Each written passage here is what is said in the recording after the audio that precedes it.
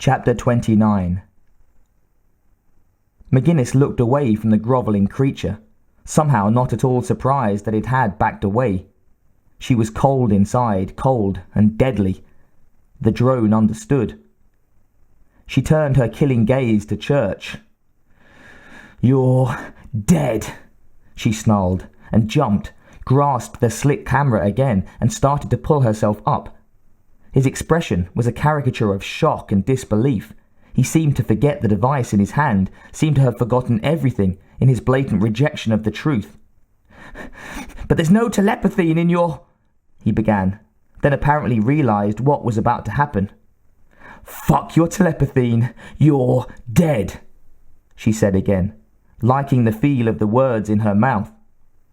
He jabbed at the buzzer again and again, frantic. The creature below screamed horribly, but McGinnis was not to be turned, distracted. "I want you dead." Still sounded right, sounded like truth. She could not hate him enough. For David, for Crespi, for all she had lost dead, for the lives that had been shaded and blasphemed by this creature dead, for his egomaniacal pomposity, his glittering cursed gaze, his wretched smile.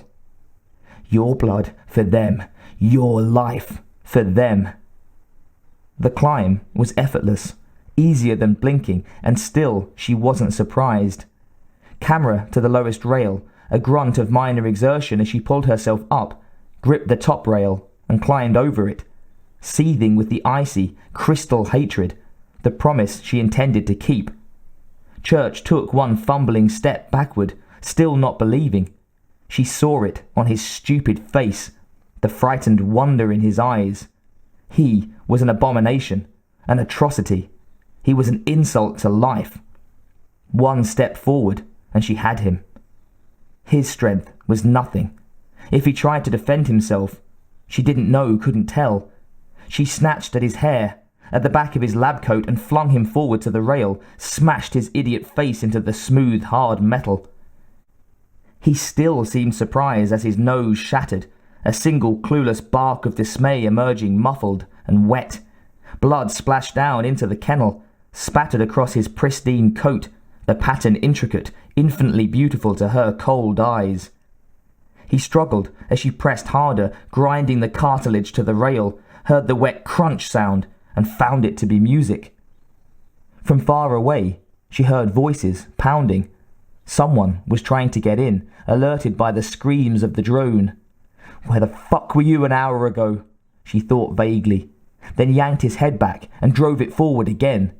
One of his cheekbones gave with a slippery snap, an epiphany. Gunfire outside. They were coming. She spun him around, twisted him so that he was facing her, saw the fear in his eyes and felt good. Felt that he was finally starting to understand. Below them, the drone screamed awake, hungry. She shot a glance downward, the capering creature eager and frantic at the taste of blood, its tortured shrieks alive with frustration and hunger. The alien had been tormented throughout Church's sick crucible, taken from its home, starved, shocked, teased with the promise of escape and the sense of fresh meat. Its black exoskeleton was dull, matte, a bird with rotting feathers. It was dying, its siblings already dead, and all for Paul Church's great truth. McGinnis grinned, felt no humour in the expression. Even Church would have to appreciate the irony. She clasped her hands together, swung back. "Freeze!"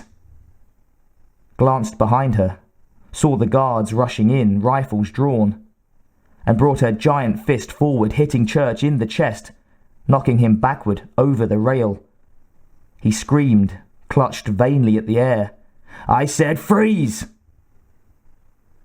McGinnis stepped to the railing, looked over, saw the drone scamper for Church, reach for him with spindly claws, saw the dread shrivel him, shrink him.